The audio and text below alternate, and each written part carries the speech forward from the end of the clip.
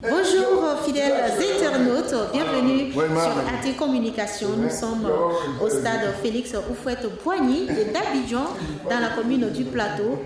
On vient donc de finir une rencontre ici. On a un stade d'Abidjan qui a rencontré une équipe internationale, on va dire Côte d'Or FC. Alors le score s'est terminé avec 3 buts à 1. Nous venons donc de finir ici la séance de la conférence de presse. Angéline Aïcha que je suis vous présente le contenu de cette rencontre. Infosport. Bonjour Président. Bonjour. Alors bienvenue sur la chaîne AT Communication. Merci. Étant donc à la tête d'une équipe championne de la Côte d'Ivoire, aujourd'hui vous êtes honoré à la CAF. Votre équipe est en train de mener déjà la première mi-temps. D'abord, qu'est-ce que vous avez à dire?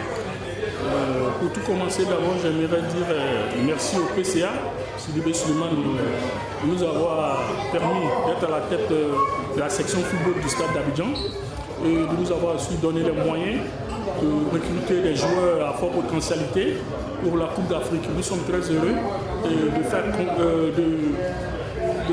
jouer pour la Côte d'Ivoire et faire plaisir aux Ivoiriens.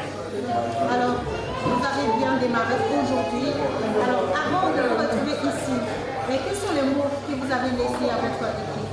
C'est des mots d'encouragement parce que au match aller, on avait déjà battu cette équipe 2-0.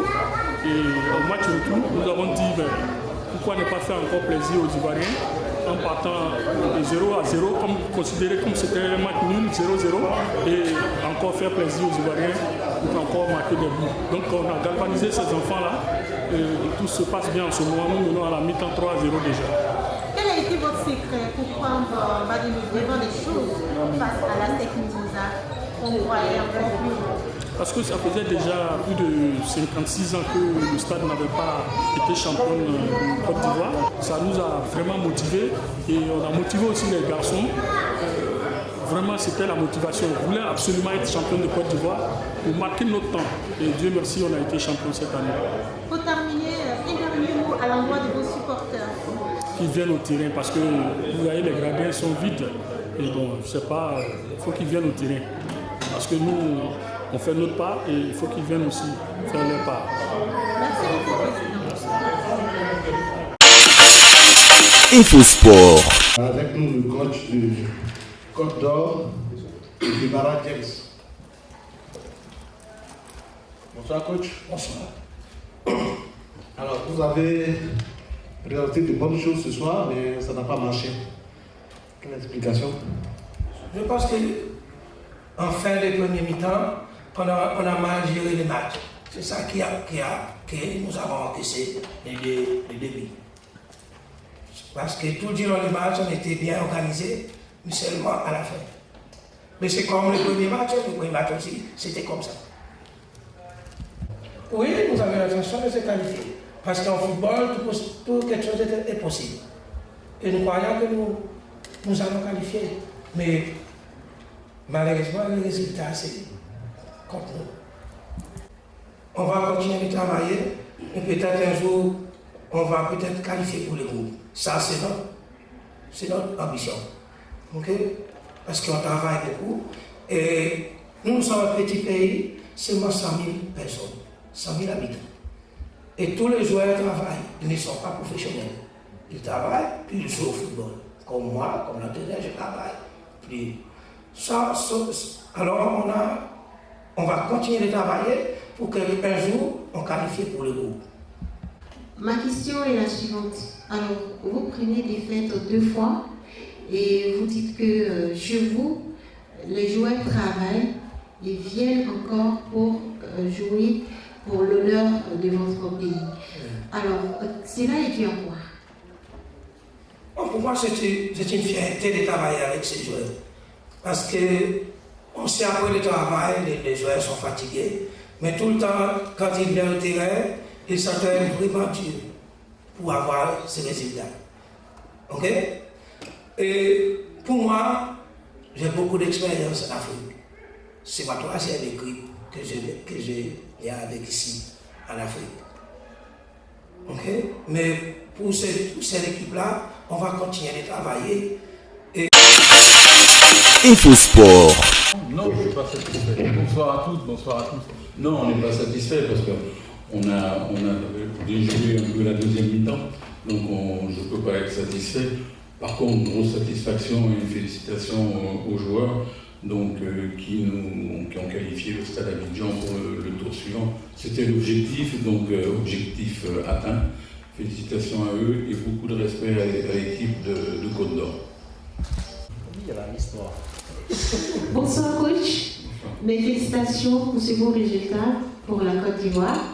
Alors le coach qui vient de partir nous a dit ici que vous avez joué avec des joueurs qui sont des travailleurs chez eux dans leur pays et en même temps des joueurs. Donc ça pèse sur l'équipe. Alors comment vous, à votre niveau en tant que sélectionneur, vous trouvez le niveau de ce jeu? Ce qui est fabuleux dans le football, c'est qu'on peut avoir différents profils de joueurs de football. Là, ce sont des joueurs totalement amateurs, donc qui gagnent leur vie en travaillant à côté. Donc, félicitations à eux. Ce n'est pas le même niveau de championnat. Vous savez très bien que le championnat des Seychelles est classé en dessous de la 50e place. Nous, on est classé dans le top 12. Donc, le football ivoirien est professionnel en Ligue 1. Donc, ce sont des pays qui se développent. Donc on a vu qu'il y a 2-3 joueurs de leur équipe qui sont intéressants donc, par rapport à cette équipe de Côte d'Or. Maintenant ils apprennent comme beaucoup d'autres pays ont appris, ont beaucoup progressé. Rappelez-vous de la Tanzanie il y a quelques années en arrière, rappelez-vous d'autres pays, ils ont énormément progressé. Donc c'est toujours difficile pour les joueurs et puis pour nous techniciens d'affronter des équipes qui, soi-disant, vous regardez le classement, vous voyez vous 12 et 53e place. Ah, donc vous dites, il n'y a pas photo, quoi. Mais le football, c'est le football. Il faut respecter tous les profils des joueurs de football. Ce sont tous des êtres humains. Et l'être humain est capable de faire de grandes choses.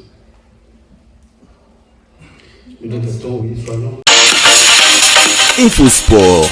InfoSport, c'est votre espace réservé à l'actualité sportive.